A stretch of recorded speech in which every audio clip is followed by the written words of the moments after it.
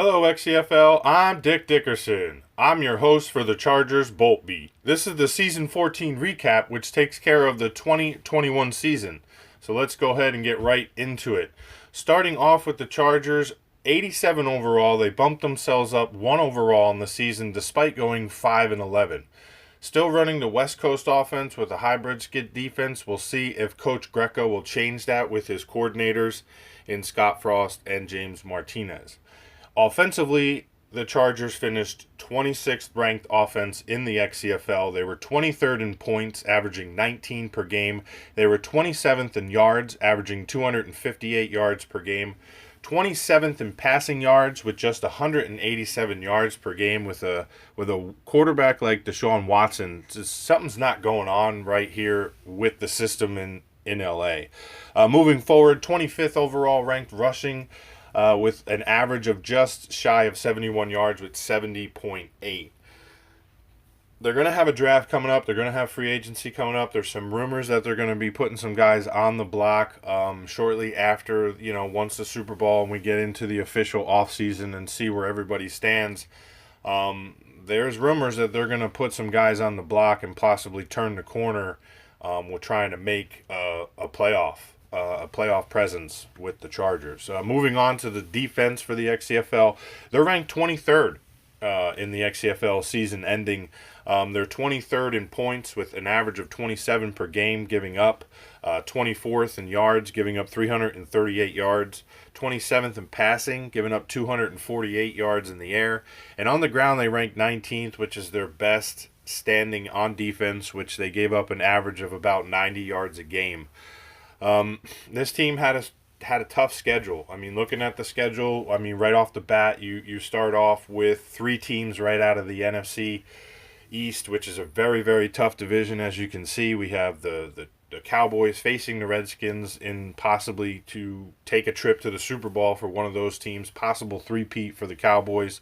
So congratulations to that division. And also you can't count out the AFC South. I mean, that's another tough division. We were up against those guys too as well. So very tough. And of course, in our division, we had a little bit of change with some of the owners with Kansas City and the Broncos. But now, you got 2 solid guys there too. So that makes our division just as tough. So moving on to the schedule, as you can see, we have it laid out here in front of you. The Bengals, Cowboys, Eagles, Redskins, Broncos, Chargers. So you can see them here. Looking at the scores, I don't need to go over those because we're going to go ahead and get into the recaps. But you could see towards the end of the season, Chargers hit a bit of a losing spurt. They would win 1 and then lose 3. And in this case, they lost all 4 straight, losing out, which, like I mentioned earlier, finished 5-11. Moving on to the next thing, the standings in the AFC West. Here's how it looks at the end of the season. Leading the way was Coach Doss and the Raiders at 12-4. He finished with a 750 win percentage. He averaged 29 points for and 19 points against. He was 5-3 on the home front, 7-1 on the road, which is very impressive on the road. A perfect 6-0 in the division, which is going to put you in playoffs, which he did make. Unfortunately, did not get as far as he would have liked to. So shout out to Coach Doss. A great season there, buddy. Conference 10-2. That's impressive as well in the conference in the AFC. Coming in second was the Broncos at an even 8-8, a 500 percentage winning record.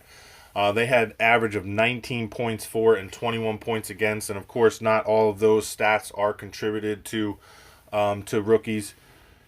He came in just about, I think, midway and took that team over and did some good things with them and got them kind of out of the basement. He finished up 5-3 at home, 3-5 on the road, 6-6 in the division, and 6-6 in the conference. Leading us to the Chargers, my beloved Chargers that I host the podcast for, 5-11. They went this season with a winning percentage of 313, points for, average of 19, points against 27. You can't win games that way, obviously. At home, they were 2-6. On the road, they were 3-5. On the division, they were 3-3. In the conference, they were 4-8.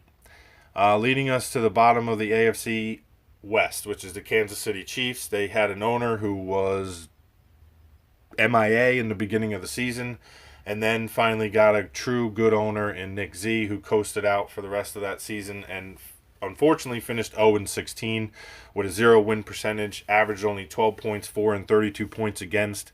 Of course, being 0-16, they were 0-8 on the road and at home, 0-6 in the division, and 0-12 in the conference.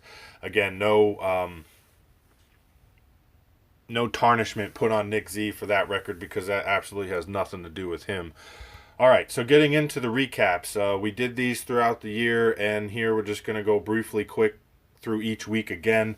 In week 1, as you've seen in the chart on the schedule, the Bengals and Chargers faced off. The Bengals won this one 24-12. Standout was Friedman of 18 of 22 for 250 yards, 2 touchdowns, 2 interceptions. Big game for him. Moving into week 2, the Chargers dropped this one 31-10 to the defending Super Bowl champions, the XCFL two-peat Cowboys. They beat us in this one. They finished the season 14-2. Next, in week 3, we faced off against John Eagle and his Eagles. We won this one 36-22. The Eagles finished 3-13. Of course, again, I think John Eagle would have did a little bit better than the Eagles did without him on his 2-week stint, which we finished the season in 2 weeks. It was one of the most fastest seasons we've had in the XCFL. Moving on to week 4 against my buddy Jack in the Box. Unfortunately, we couldn't get this one going. Internet connection and problems. As expected, I probably wasn't going to win this one either. So the sim took it for him as he got the force win, 24-19. The Redskins finished 13-3. They're still in the hunt, and they play the defending champs in the Cowboys for a spot to get into the Super Bowl. Next, in week 5, we faced the Broncos. We did get the win in this one. This was the older Broncos owner earlier in the season. We got the win 28-21. As I mentioned, the Broncos finished 8-8. Week 6, we faced off against the Chiefs, which was a CPU game because the original owner was on vacation. We won this one 41-24, and the Chiefs finished 0-16. Week 7, we faced off against the commissioner and his Steelers. We did take the victory in this one, 31-24. It was a tough and fought game, as always, against Jim and the Steelers. His team finished 7-9 on the season. Week 8 was the bye week. We did not have anything going on then as well, so we recuperated and came out against the Broncos, which was rookies who came in for them, and he just torched us, 28-7. Never seen the guy play before, so it was a little tough to pick up on that. Of course, I mentioned earlier they finished 8-8. Moving into week 10, the Ravens, who was a strong team, they finished 13-3 on the season. They also beat us in week 10, 27-13. Tough challenge against the Ravens. We had our opportunities, but unfortunately we fell short in that one. Week 11 faced off against our division rival, my personal rival, DOS, who I don't think I've ever beaten in my XCFL history. Maybe once by luck, but they took this one 31-16. I did score some more points on them in this game, as I don't usually do in the past. I usually average about 3 or 6 points, which is pretty sad, considering I play him the most. Standout for him, of course, Jackson. His running game is disgusting with 18 carries, 204 yards, and 2 touchdowns. He just ran all over us. Watson threw 4 picks in this one, so that didn't help us. As mentioned, the Raiders finished 12-4, top of our division, and made it to a playoff spot. In week 12, we faced off against Nick Z, who made his return with the Chiefs. We took a win in this one, 35-28. No discredit to him, since this was probably his first official XCFL game back, other than some of the practice games that he picked up. However, he did fare well, 23 of 41 with Mahomes, 386 yards. He had 2 touchdowns and threw 1 pick. On the other side of the ball, Watson had a day. He had 294 yards, 14 of 22. Of course, he had 3 touchdowns and 2 interceptions. He seems to throw 2 interceptions per game. I think he averaged or threw 18 or 20 interceptions this season, which was surprisingly not at the top of the list, as I mentioned in the last podcast, but he definitely finished up there, and he threw more than we would have liked him to. But moving on to week 13, we faced off against Dan the Man and his Jaguars, who's having a tremendous season. He finished the season out 14-2. He beat us 27-10. We did have some problems with the internet connection in this one. We had to cut the Twitch, but I think we're 2 upstanding members of this league that could be trusted. And, of course, he waxed my tail. Fournette goes for 19 carries for 101 yards and 2 touchdowns. He's pretty much the standout in this one. Watson, surprisingly, only threw 1 interception, did have 140 yards and went 13 of 21. Moving on to week 14, we faced off against Coach Doss again, as I mentioned earlier. There's the 6 points that I had against him. He only scored 26 in this one, which is pretty good. Jackson only had 126 yards and a touchdown on 14 carries. As you could see here, Hackenberg played this one as we were looking to go to the bench to see what we had. Seems like Coach Greco and the staff wanted to see where they stood with what they had before going into next season and the off season. So we lose this one again, 26-6. As mentioned, the Raiders and Coach Doss took the AFC West with a 12-4 record on the season. Week 15, we faced off against the Bills, who finished 8-8 on their season. They beat us in this one, 35-10. Big day for LC7. 24 of 28, 375 yards. The guy threw 5 touchdowns against me. It was just ridiculous. I felt privileged, and I also felt humiliated to be in this game because Carrington was such in awe that you couldn't help but watch what he was doing. I mean, 375 yards and 5 touchdowns. I mean, he was throwing the ball everywhere, and they were wide open. The defense could not figure this guy out. And as you could tell, offensively, we couldn't either because Gordon had 6 carries for 7 yards. I mean, that's pathetic. He had 1 touchdown, which was probably the 1-yard average he had at the goal line. Hackenberg came in 7 of 12, 115 yards, did not throw any touchdowns or picks. He looked impressive as he came in on this one. Ross had six catches for 106 yards, which was pretty decent, but overall just a bad game for us in Week 15. In Week 16, we faced off against the Giants, who went 9-7 in their division, 9-7 in that division, and what a tough division they're in and a tough opponent. He took this one 34-24. Standout for him was probably Aaron Rodgers, who was 16-22, 231 yards, 2 touchdowns, and 0 interceptions.